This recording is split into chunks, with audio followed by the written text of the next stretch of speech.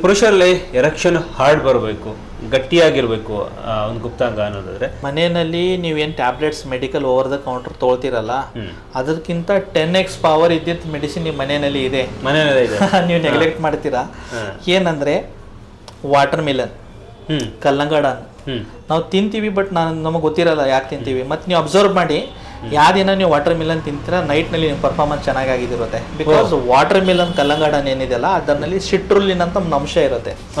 ಈ ಸಿಟ್ರುಲಿನ್ ಅಂಶ ಬಾಡಿನಲ್ಲಿ ಹೋಗಿದಾಗ nitric oxide ಉತ್ಪತ್ತಿನ ಜಾಸ್ತಿ ಮಾಡುತ್ತೆ. ನೈಟ್ರಿಕ್ ಆಕ್ಸೈಡ್ ಈ ಕೆಮಿಕಲ್ ಏನಿದೆ ನೋಡಿ, ಇದರ ಕೆಲಸ ಏನಂದ್ರೆ ವ್ಯಾಸೋ ಡೈಲೇಷನ್, ಅಂದ್ರೆ ಬ್ಲಡ್ ಆರ್ಟ್ರೀಸ್ನ ಡೈಲೇಟ್ ಮಾಡೋದು ಅಥವಾ ದೊಡ್ಡದು ಮಾಡೋದು. ಸೊ ರೆಗ್ಯುಲರ್ ಆಗಿ ಯಾರು ಸ್ವಲ್ಪ ಕಲ್ಲಂಗಡನ್ ಜಾಸ್ತಿ ತಿಂತಾರೆ, ಬೀಟ್ರೂಟ್ ಜಾಸ್ತಿ ತಿಂತಾರೆ, ದಾಳಿಂಬೆ ಜಾಸ್ತಿ ತಿಂತಾರೆ, ಇವೆಲ್ಲ ರೆಡ್ ಕಲರ್ ಐಟಮ್ ಬಗ್ಗೆ ನಾನು ಹೇಳ್ತಾ ಇದ್ದೇನೆ. ಇದು ಸ್ಟ್ರಾಬೆರೀಸ್, ಇವೆಲ್ಲ ರೆಡ್ ಕಲರ್ಸ್ ಏನಿರುತ್ತಲ್ಲ, ಕ್ಯಾರೆಟ್ಸ್, ಇವೆಲ್ಲ ಏನಿದೆಯಲ್ಲ ಎರೆಕ್ಷನ್ಗೆ ಹೆಲ್ಪ್ ಆಗುತ್ತೆ ನಿಮಗೆ.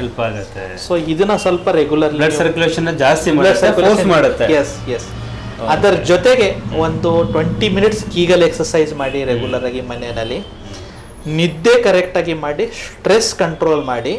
ಆಮೇಲೆ ವಾರಕ್ಕೆ ಒಂದ್ಸತಿ ಏನು ಮಾಡಬೇಕು, ಒಂದು ಖರ್ಜೂರ ಬೀಜ ತೆಗೆದ್ಬಿಟ್ಟು ಅದರೊಳಗೆ ಒಂದು ಲವಂಗ ಹಾಕಿ ದಿನ ರಾತ್ರಿ ಅಥವಾ ವಾರಕ್ಕೆ ಒಂದ್ಸತಿ ರಾತ್ರಿ ಸ್ಲೋಲಿ ಅದು ಖರ್ಜೂರ ಮತ್ತು ಲವಂಗನ ಚೀವ್ ಮಾಡಿ ತಿನ್ನಿ.